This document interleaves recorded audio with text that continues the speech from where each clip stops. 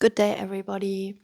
So, because according to the actual sky, the sun has moved into Gemini on the 20th of June, which was 4 days ago, and it's going to stay there until 16th of July. I thought I'm going to speak a little bit about the qualities of Gemini as I have come to understand them more through the lens of evolutionary astrology. Actually, a lot of that being taught through Stephen Forrest, which I find very interesting. His perspective on the archetypes and the shadow expressions and the higher evolved expressions that they can have. So there's no archetype that's good or bad. They all have different potentials that we can activate with our awareness or lack thereof. So with Gemini, it's really interesting because I think it can have sometimes a really bad reputation, or I think it's one of the kind of misunderstood archetypes. So for me, Gemini, it's an archetype that learns really through gathering information and through traveling. No, actually not necessarily traveling, but through gathering facts, like through using the intellect. And I'm just going to chip in here. Why I share this now is because I think this time, while the sun is moving through the constellation of Gemini, we can use these qualities of the Gemini archetype to, infuse our life with, to contemplate what this can mean in our own life, and so on.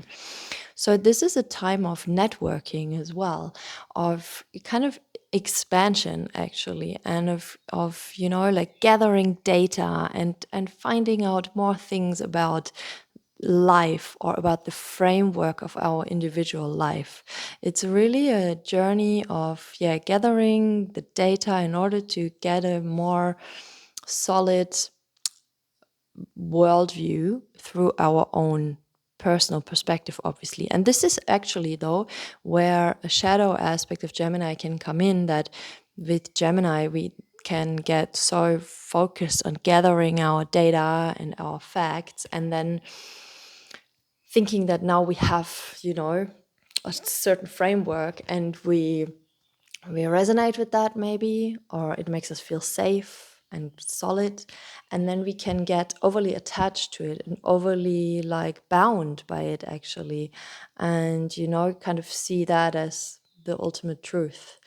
So with Gemini, also the invitation is to cultivate openness and curiosity. So the more shadowed expression of Gemini again is also this like chatting a lot. This is what, like, chatting a lot or chatting too much, this is what people sometimes like to say about Gemini, but this is actually a more unaware expression of the Gemini archetype.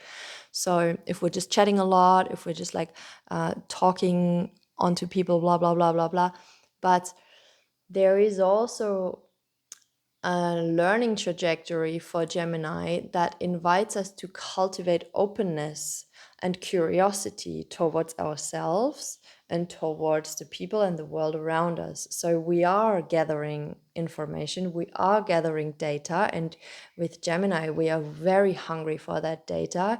We can also analyze and process that data very quickly.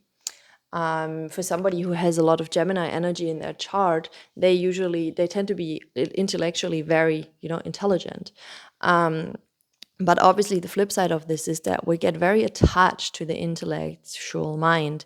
And so there is also the invitation to practice continuous openness and, like this good old humbleness towards realizing, or towards like the perspective of, we do not know everything, even though we might have gotten an extensive amount of data, even though our library might be massive and we have so much information that gives us a good understanding of the world or of existence or what we believe it is.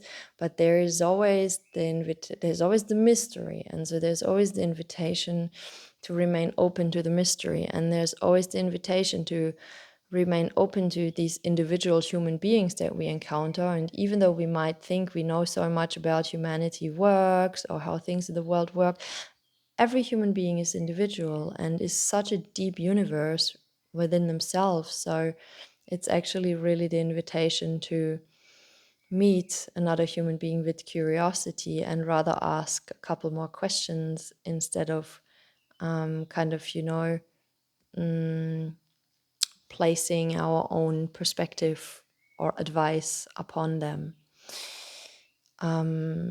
So yeah, this is like things that we can contemplate and look at where we can apply that in our own lives while the sun is moving through Gemini in order to utilize this transit. Yeah,